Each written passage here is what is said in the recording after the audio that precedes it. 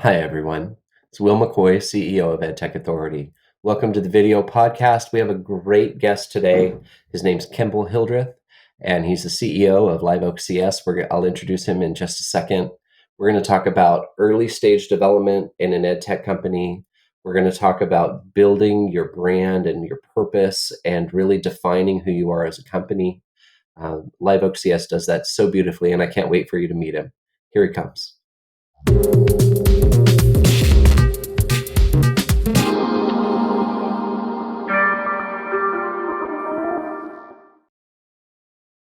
Hey again. We've got, as I said, Kemble Hildreth. There we go. Sorry, it's a bit of a tongue twister. Is the CEO for LiveOak CS. Kemble, welcome. It's great to see you, bud. Well, Will, thank you for having me. I've been looking forward to this for some time now. Yeah. So we've been working together for a couple months now, which is great, and I really enjoy our conversation. I really enjoy working with you. Um, you've got an interesting background, so why don't you start by sharing, just a brief bio about yourself, if you wouldn't mind. Absolutely. Well, my name's Kemble Hildreth, and I have been working within the realm of software development really since I was about 14 or 15. Um, I grew up just about 30 minutes south of Atlanta, Georgia. I've always called Georgia home, so I studied computer science at Georgia Tech. I worked for a software company building project management tools for large big box retail chains like Home Depot and Whole Foods, Ace Hardware, Right. right after college. So that's where I really cut my teeth on working in the corporate environment with software. And after that, I had an opportunity to start my own group. So we've got a small shop of about 10 developers.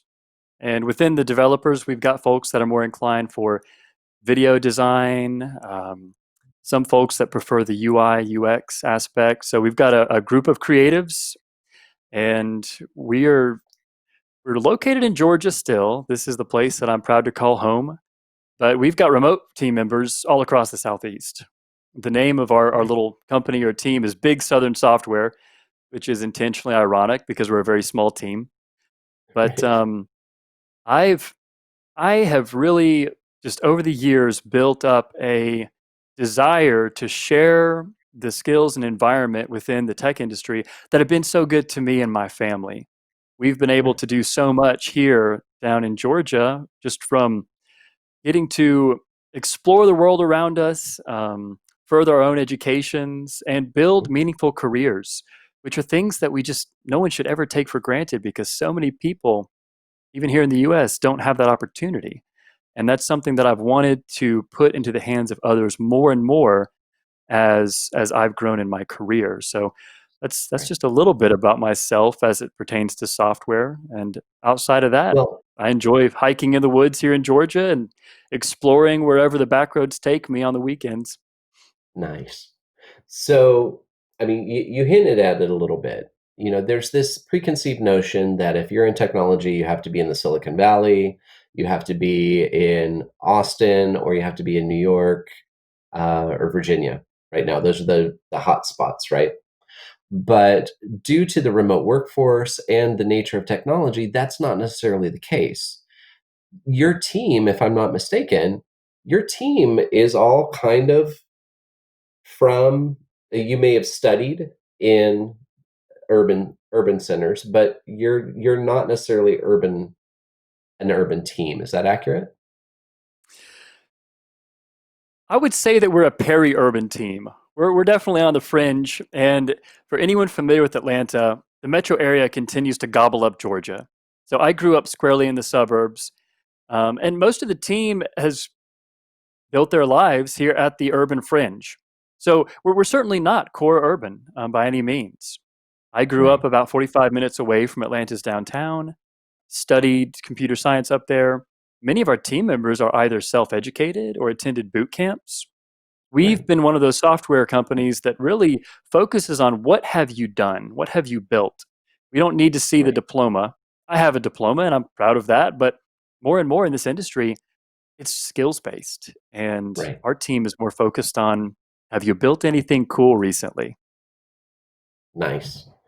So, um, one of the things that parallels that philosophy is the fact that you, at your heart with LiveOak CS, you really want to serve kids that don't necessarily have access to quality STEM and coding and technology. Can you tell us about that?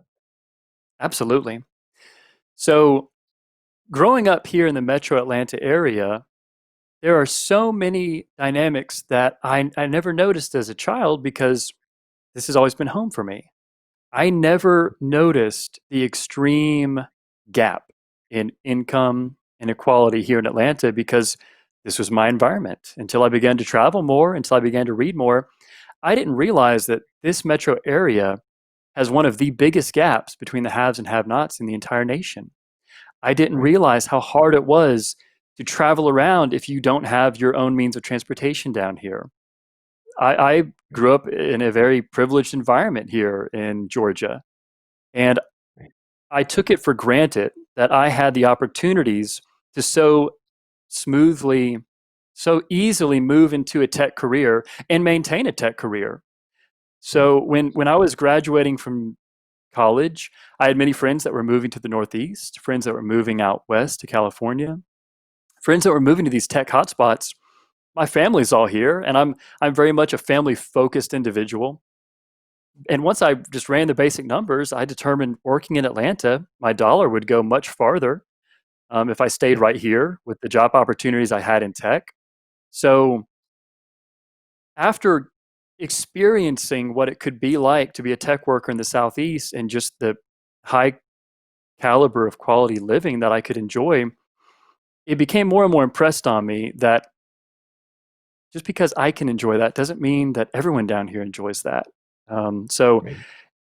every year that passes, I'm more and more aware of what a unique opportunity it is to participate in tech outside of a tech hotspot and just Right. how well that can set an individual or a family up. And I'd love to see more and Right. more of that. So that's a big part of why our team does Yeah. what we do. So that really goes to who your audience is and your first audience that you're looking for, right? This is you're not trying to sell to LA Unified. Tell us about the audience and, we'll get to LA Unified down the road. Right now, you guys have a very specific purpose to the audience that you're trying to serve. Can you tell us about that? Absolutely will. So I grew up here in the suburbs. Atlanta is absolutely the beating heart of Georgia when it comes to population and industry.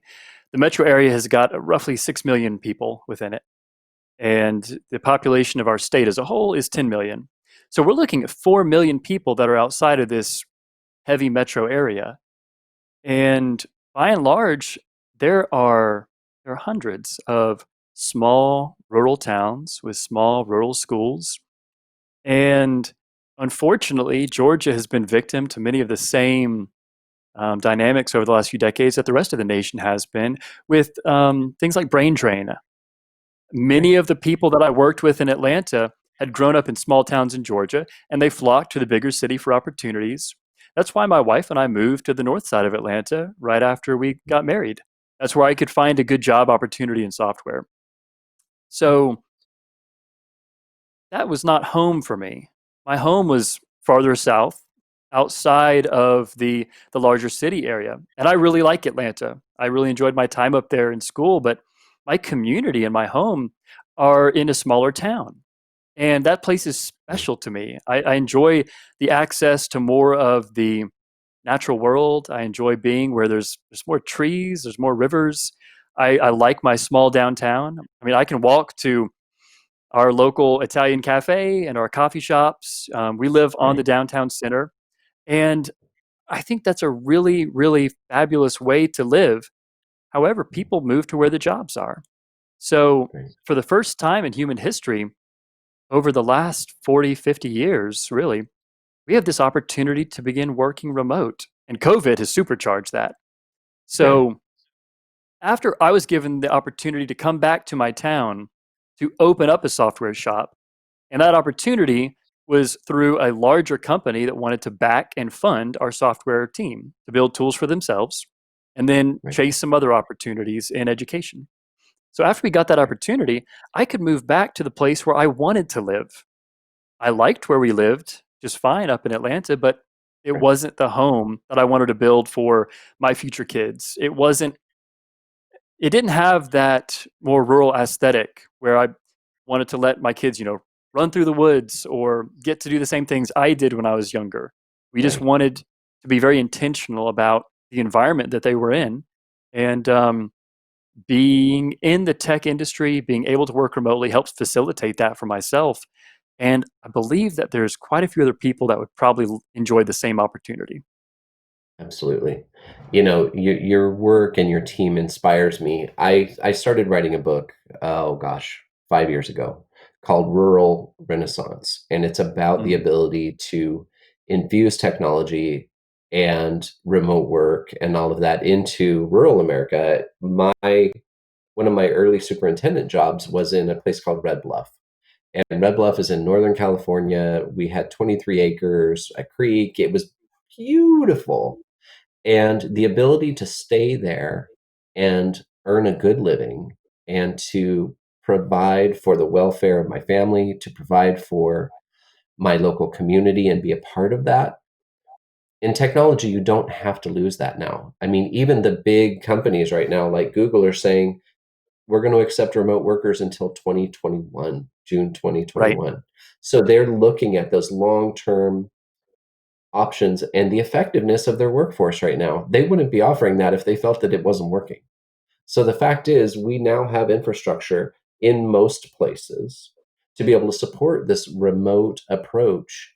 And I'm hoping that others will see the opportunity for that rural renaissance through makerspaces, STEM, all of the encouragement of great learning that can happen at a distance and can give people job skills that they can use remotely and contribute to a team no matter where the team is located. Um, right. so that was one of the things that, as you and I had an initial conversation, that resonated with me because it truly aligns with some of the beautiful things I found in living in rural Northern California. And so to be able to provide the kids at Red Bluff Elementary with outstanding tech computer science classes, that pulled at my heart. So that was one of the things that immediately drew me to the cause that you guys have and to want to help because I believe in the work that you guys are doing, and I think it's important work. I think it's attainable work, and I think that we're going to reconfigure the way that our economy is built through this remote workforce. So why not give everybody very well paying jobs regardless of where they happen to put their head at night? Well, I'm thankful we connect on that vision. I'm sure that has no small part as to why we click and have been working well together over the past Right. few months. Yeah, absolutely. So you guys are what I would consider pretty early stage. I mean, you have your vision, which is strong. You have your audience defined, which is incredibly important, and you guys have nailed that. But tell me where you guys are at with your product release and your anticipated rollout plan a little bit, if you would. Certainly. So, over the past 9 months of us working on the LiveOak computer science project, we have absolutely learned where the limits lie on what a 9-person team can and cannot crank out. We were initially working to build a full blown course that we were planning on releasing before fall of 2020. And we'd never built curriculum before. We had team members that had taught in the classroom, working on defining curriculum on the fly. And we've had team members that have built full fledged software applications before and are well versed in that exercise. However, we'd never done both items together while Right. marketing a system like this. So we definitely learned it's a lot of work to build curriculum. We don't take that for granted anymore. And having an engineering background, now I partially blame my father for where I'm at today. I read so many Dilbert strips when I was probably a 9, 10-year old because we had so much Dilbert in the household for whatever reason. And I think that's part of why I'm in the software industry because I read so many of these strips about software and computer engineers. But beyond that, the way that Dilbert and Wally talk about marketing and sales is it's so maligning. I grew up Yes. thinking that marketing and sales were just so full of fluff. Like, oh, anyone can do it. I mean, Right. you basically throw together a flyer and, I thought that Right. engineers building good products, the product would sell itself. The last 6 months, I have learned, I have developed an incredible respect for sales and marketing professionals as I've tried to learn how that works. Um, Frankly, the team members that are just building the product, they're hitting their goals, they're making all of their Right. deadlines, and I'm working on building and creating this marketing team, and I'm learning it is such an inexact art. So we've been learning that you should never take any profession for granted until you have stepped into those shoes and tried it on. So I'm very Yeah. much enjoying trying to learn the sales and marketing aspect after a background in engineering. But to your question, as far as rollout goes and launch and minimum viable product, the Mhm. last 9 months has been really the season where the entire team has been focused heads down on building our learning management system, our initial computer science project, our coding project, which is building out some 2D games for students and teachers to build together, and then building out our marketing materials to get that into the hands of teachers and students across the state of Georgia.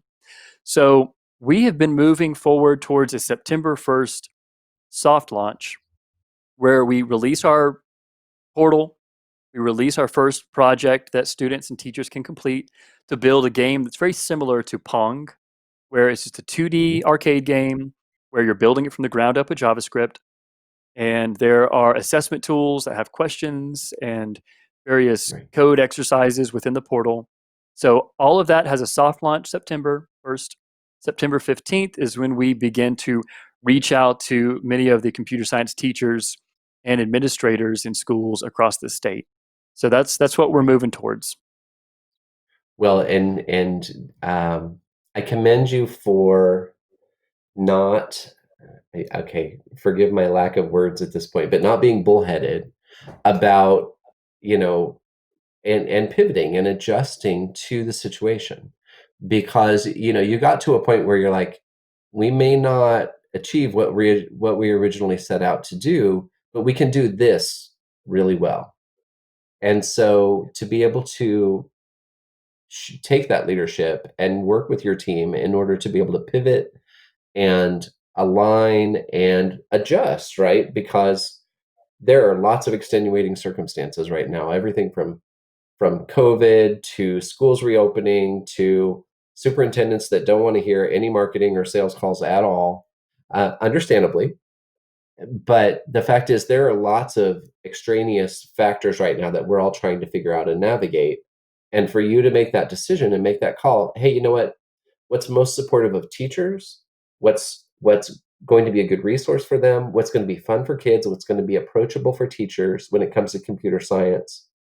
That's thoughtful leadership, and I need to commend you on that because that's not always the case. We get people trying to fit that square peg into a round hole, and they end up angry and upset as to why, their product isn't selling. Well, the fact is they're not listening to their customers, and they're not having that situational awareness that you and the LiveOak CS team are exhibiting. And so, kudos to you guys for making that shift. And I don't see it as a large shift. I see it as a just almost like when you're focusing a camera and you're like, okay, this is what we're going to focus on. So kudos for that. Well, thanks, Will. Um, We appreciate it. of course, the um, the piece that what is it that you're staring at the ceiling at night that you're like, okay, this is driving me crazy. This is the latest thing I need to chew on, figure out, problem solve, and move forward. What's that for you right now? It's validating our sales pipeline. We're a team building a product on a I'd say, well informed, but still speculative basis. And we believe in this product. There's no doubt about that. However, what I am still unsure about is the market's appetite, especially in 2020 here with COVID, Right, to adopt a product like this that's goal is to provide a high caliber digital literacy and computer science education to students. I know that right, there are many teachers and administrators that they want their students to get the best possible education. However, the right. circumstances right now, they're just trying to figure out how to even operate. Yeah, So that's definitely one thing that keeps me up post COVID. However, we don't want to compromise on our vision of providing a CS education that gives students real tangible skills that they can then go take into their college education or a first internship or job. right, We don't want to build something that is simply easy for teachers to roll out to babysit the kids. That's not what we want to right, do. So we right, don't want to compromise on the vision. We just have to validate that there are people that are willing to carve out budget to fund this type of endeavor. And the state of Georgia right, has made it a they've put that requirement into law last year with Senate Bill 108 requiring schools to offer computer science by 2024. So that definitely helps. I'd much right. rather see schools adopt it because they want to rather than because they just have to check something off a list. Absolutely, absolutely. Well, and what I really like is that, you're offering something that not all students maybe have the opportunity to try out. When I was a superintendent and when I was a principal, I always tried to reinforce with my staff that we don't get to choose the futures for the kid. The We need to treat every one of them like my saying was, we need to treat every one of them like they're going to be our cardiologist in 20 years, so that we treated them with the respect, we treated them with and we gave them our best every single day because we knew 20 years down the line, we were gonna need their best back, right? Right. So, I think that opening these doors to new opportunities and new horizons. Another thing I struggled with as a superintendent was to get kids to see beyond the county line. And that isn't necessarily to get them to move. I'm not reinforcing the brain drain at all, but to look at all of the experiences in their world and all the opportunities in their world. I brought in taiko drummers to rural Northern California from Mm. Japan so that kids could experience something I knew none of them had experienced before.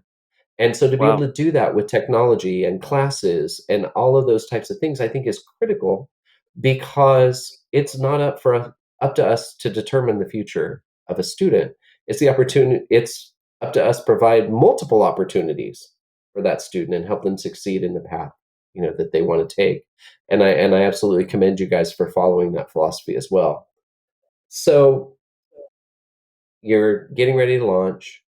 You are reaching out to schools and districts and all of that.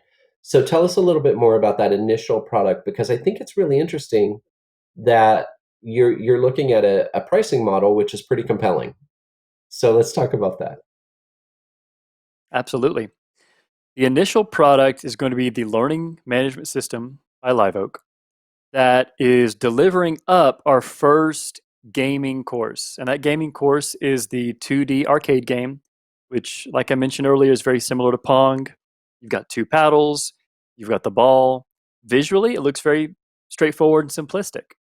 We understand how ping pong works. Many people like to play that in the physical world, but building it actually involves way more than most people realize, especially when you're building it from the ground up using a tool like JavaScript.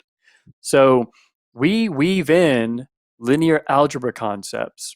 Students get to Right, actually see the Pythagorean theorem working in real life. One of our goals is to actually answer the question for students that they so often ask. I know I did with mathematics, trig, and beyond. Like, when am I going to use this? How is this right, useful?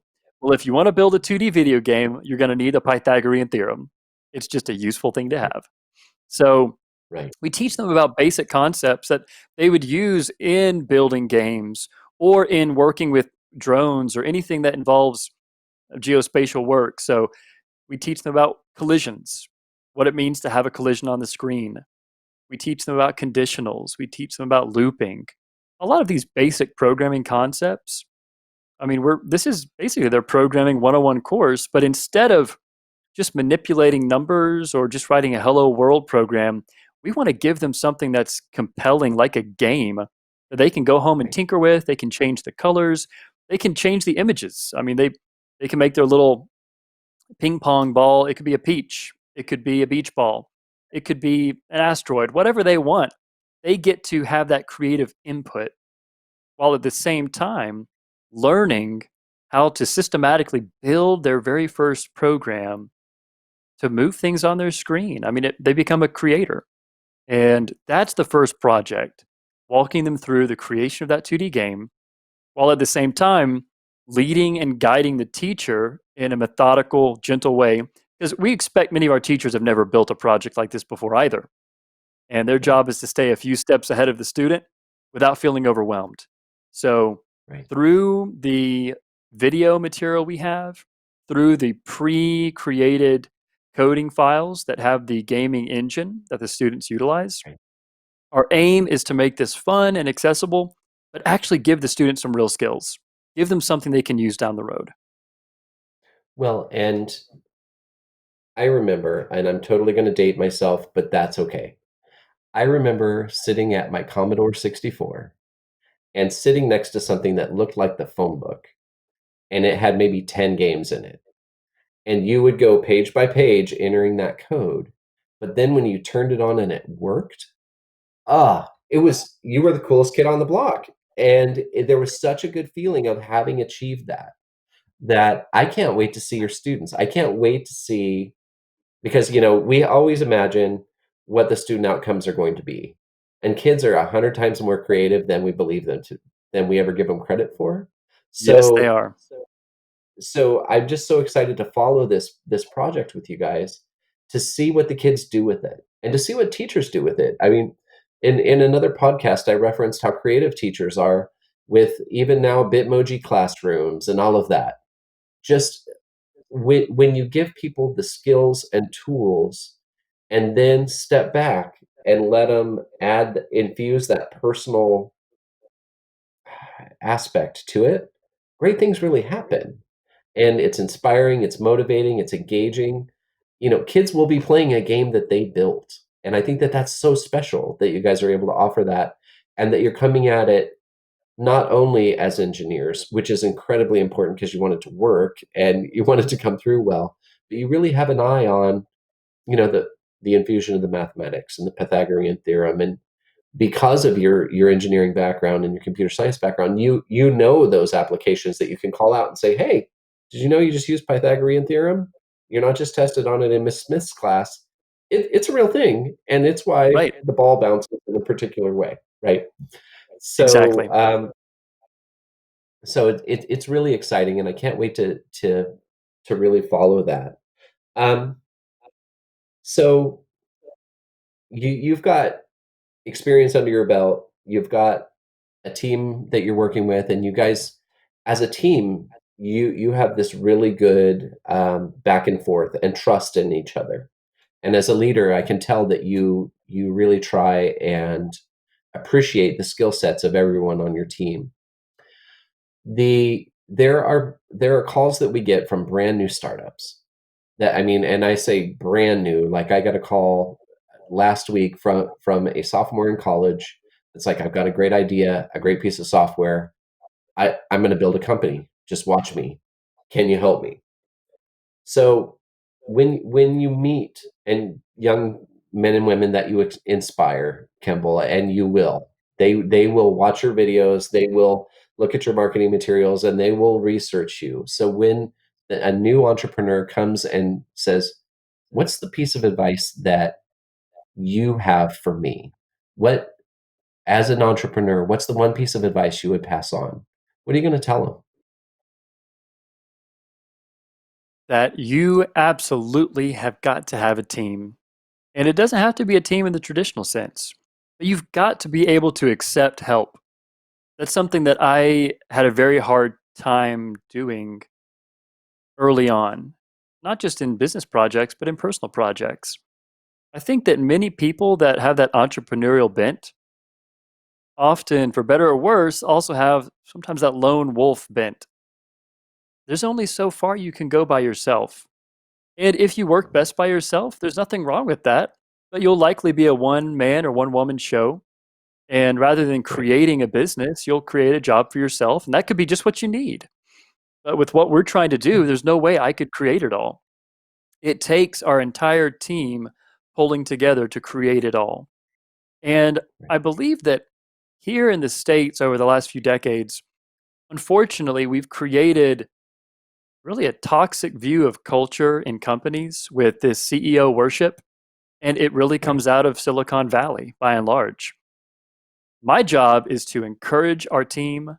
My job is to keep us cohesive, to be a cheerleader, and just to make sure that the direction and vision is moving in the right direction. Our team members bring this entire project to life. And I think it's really critical that we reshape the way that we perceive what a team truly is. Within Right. Tesla, the team is not Elon Musk. Within Facebook, the team is not Mark Zuckerberg. They have important roles to play, and I don't want to Right. downgrade that. I have an important role to play, as do you. However, Right. to make the real magic happen, we have to have a team. So the people are by far the most important thing that will ever come through the business. And it's not forever, it's a season. I try to remind our team members of that.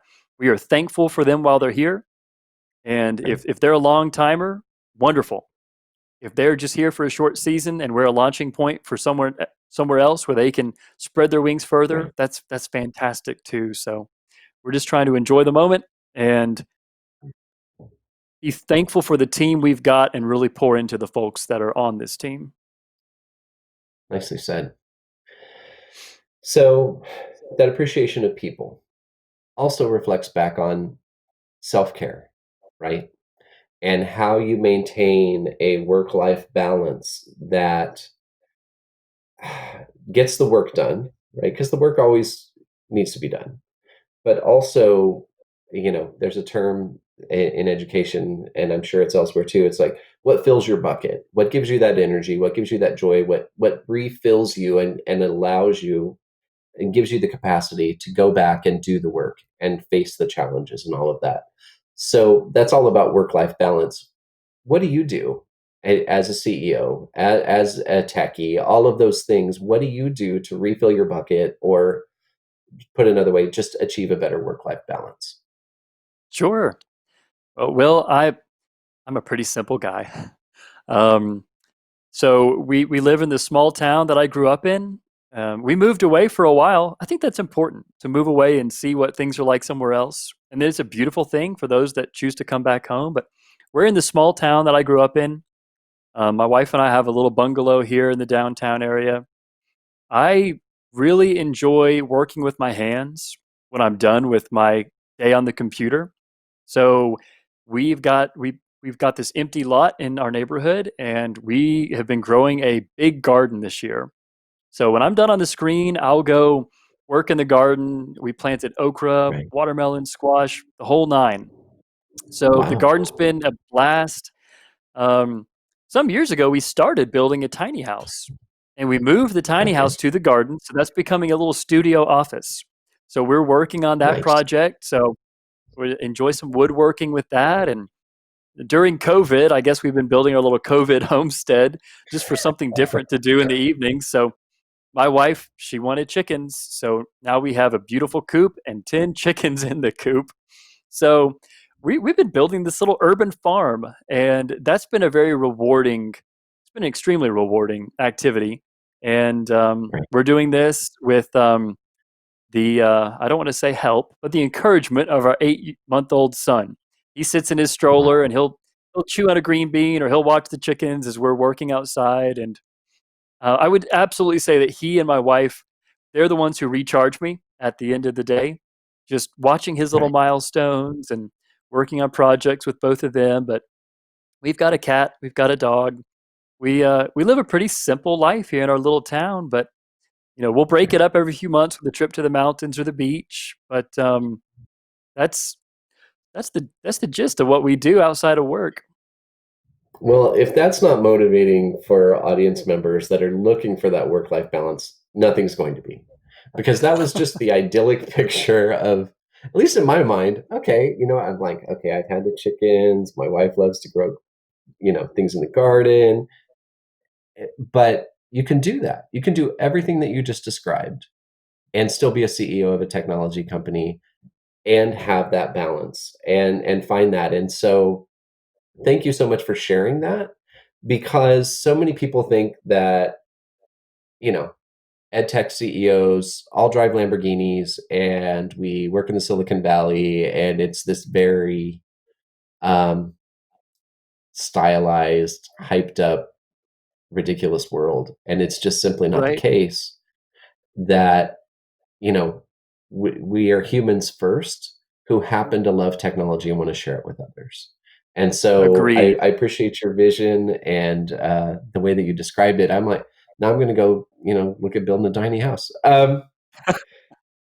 So from the chickens back to the techie life, we always in this show we like to give kudos and shout outs to other companies.